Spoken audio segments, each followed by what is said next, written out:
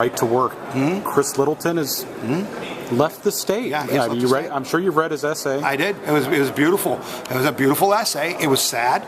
It was a loss for not our cause, but for our state. Chris Littleton is a patriot. And as you know, Chris and I have had our battles. We've disagreed on tactics and strategies, but he put in that essay a really good explanation of why Ohio is headed in the wrong direction. We can't afford to lose the Chris Littletons. We need to attract more Chris Littletons.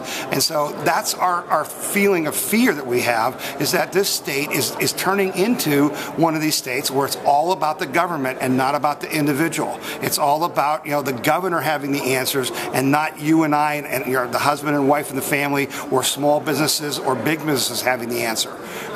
That's what we're about. Capitalism, free enterprise, jobs, not about the state taking care of me. And when you have a state budget now with Medicaid expansion, where 50% of the revenue is coming from the federal government, that's why you have no states' rights. You've sold your states' rights for a government handout. And it's a government handout that's tenuous at best. Now, what about the backers of the current administration? Last question for you. Who will turn to the jobs numbers? The economy obviously is better than where it was 4 years ago. If you ask someone on the street, are you in a better position than you were 4 years ago? A lot of people are going to say, yeah. How do you balance that with what you're saying about we congratulate the employers of Ohio for employing people.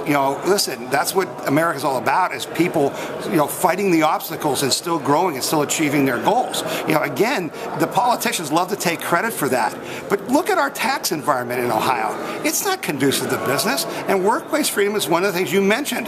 There is solid evidence that we are losing industry to Indiana and even Michigan because they passed workplace freedom. Workplace freedom isn't anti-union. It's pro-union. It's pro-business. It says you can join a union if you want, but you don't have to. That is showing across the country. It's undeniable that is better for business. So, Governor, why don't we have it? You can't afford to have Michigan and Indiana have it and us not have it. It's just that simple.